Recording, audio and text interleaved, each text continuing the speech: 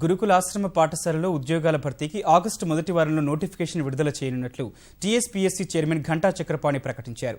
వ్యవసాయ విస్తరణ అధికారుల ఉద్యోగాల భర్తీకి ఉన్న ఆటంకాలు కూడా తొలగిపోయినట్లు వెల్లడించిన ఆయన మరో 1000 ఉద్యోగాలకు నోటిఫికేషన్ త్వరలోనే జారీ చేస్తామని చెప్పారు. గ్రూప్ 2 మోటార్ వెహికల్ ఇన్స్పెక్టర్ ఉద్యోగాల భర్తీ ప్రక్రియలో కొంత జాప్యం జరుగుతోందని, వాటిని కూడా వీలైనంత తొందరగా నిర్వహించేందుకు ప్రయత్నిస్తున్నట్లు తెలిపారు. గ్రూప్ 1కి సంబంధించి ఉద్యోగ ఖాళీల సమాచారం ప్రభుత్వం నుంచి ఇంకా అందలేదని స్పష్టం చేశారు. అన్నీ సక్రమంగా జరిగితే ఆగస్టు మొదటి వారంలో నోటిఫికేషన్ని విడుదల చేస్తాం.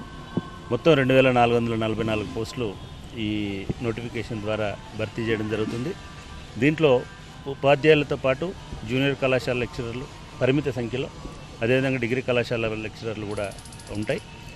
లైబ్రరీయన్లు, పీడీ, పీఈటీ, స్టాఫ్ నర్సులు, ఇటువంటి గురుకుల పాఠశాలలకు అవసరమైనటువంటి బోధనేతర సిబ్బందిలో కొంతమందిని రిక్రూట్ చేయడానికి ఆయా సొసైటీల నుంచి మాకు ఇండెంట్స్ అందాయి.